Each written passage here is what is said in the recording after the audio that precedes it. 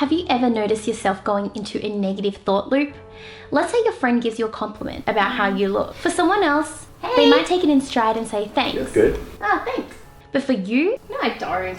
it's hit a deep insecurity of yours. Instead of just accepting an off-the-hand comment, you start thinking to yourself, what did he mean by that? Is he making fun of me? I'm ugly. Why did he compliment me? I'm not worthy of this compliment. Before you know it, you've spiraled into a negative thought loop. The more you dwell on these thoughts, the more power it has over you. It becomes all-consuming. And the scary thing about this is most of us don't even realize we're doing it. I first heard about this concept that we are not our thoughts through Michael A. Singer's Untethered Soul. Here's me trying to explain why we're not our thoughts to Josh. In Untethered Soul, he talks about how you have a roommate in your brain.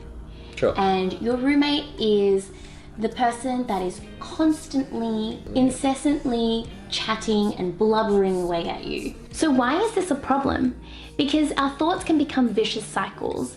Even the smallest thing can suddenly manifest into this entire inner monologue of negativity that's imagined and completely unproductive. The issue I think comes in when you engage with this roommate, and you feed this roommate, and it becomes someone that overpowers you and dominates you. When you become paranoid that your friend doesn't like you anymore, and they might have said something like really in slight, but you go, oh, that was a little bit weird, and then you walk home and you keep thinking about it. And I think because you don't know what they were thinking and you can't predict the future, your brain starts to make really really weird, unhelpful stories to help you fill in the blanks. And I think for a lot of people that's some kind of self-defense mechanism. As if I think of the worst possible solution or situation, I can protect myself. And this is how our brain starts to build a fortress around us so we can feel in control and feel in power. But ironically, it actually does the complete opposite. Singer explains this through an analogy of a thorn in your arm. The thorn represents our inner pain. For example, us feeling unworthy of a compliment. Naturally, we want to protect the thorn and, in essence, ourselves from feeling pain. We start by doing small things that stop the thorn from hurting us. Like when we go out for a walk, we thin out the branches in the woods to make sure we don't brush against them. When we sleep, we tend to roll over onto the thorn, so we design an apparatus that acts as a protective device. By doing all these things, it feels like you have successfully protected yourself from any further harm, but in reality, the thorn is now running your life. So, if someone were to give you a compliment, it triggers that deep-seated feeling of unworthiness, and your thorn starts to hurt you.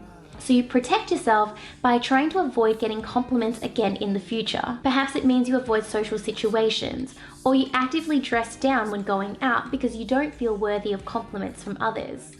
Whenever you're out, you have trouble enjoying the company. Instead, you're busy entertaining your inner melodrama of thoughts. When I think about these thought loops, I visualize it as though we're constantly opening the door for the roommate who has this megaphone that's constantly screaming at us the deepest, most scary thoughts. It's like catfishing us. These thoughts are scary, but they're what pulls us in. The thing to think about now is how would you recognize if your roommate is starting to talk to you in a way that's no longer productive? The most obvious indicator is when it starts to spiral, when the thought loops it isn't necessarily just the same thought anymore, but the thought has mutated into a monster that controls you, that you're not in control of. The biggest analogy that I can think of is being like cars on a freeway, and you're on a bridge overlooking a freeway, watching the cars go by, and that's how it should be. You should just be able to watch the cars come and go, watch the traffic ebb and flow. You aren't in the freeway itself chasing down the thoughts like some kind of runaway dog. In one of the Batman movies, the Joker says, I'm a dog chasing cars. I wouldn't know what to do with one if I caught it. what are you gonna do once you've caught the thought? Like, the thought is always gonna keep running and changing and moving along, and you can't possibly engage with every single, car on the freeway or every thought that comes into your mind. Yeah. I feel like I should read the rest of the book and see if he has advice. Because we're giving unsolicited advice. I did read the rest of the book, and Josh was pretty spot on. Singer explains that because you can notice that you have a roommate in your brain, i.e. your thoughts, that means that you are not your thoughts. Your thoughts are something else or somebody else. People have really ingrained negative, deep thought patterns, and day in and day out, they just tell themselves, I'm not a good person, I'm not enough, no one loves me, I'm not worthy of this world. It's so ingrained, and they've thought about these same thoughts so much that it's become like part of their identity, and it's very hard to shake. And that's what I mean, like, rather than it being you, you have to recognize that it's your roommate. Yeah, I guess so, yeah.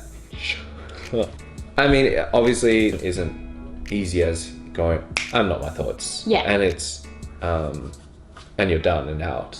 But I think it's very important to remember that often this is how it could possibly start, that you engage these thoughts that aren't helpful to you in the long run. So how has your brain lied to you? What sort of worst case scenarios have you manifested in your brain that ended up to be totally far from the truth? What negative feedback loops have you spun and woven that they are now so deeply embedded inside of you that you couldn't imagine yourself being away from these thoughts? I'd love to hear your responses in the comments section below. I think this is a topic where we all have some sort of insecurity that we need to deal with. So hopefully this video gives you some food for thought. Hey! Hey, you look nice. No, I don't. Wow, that's really aggressive.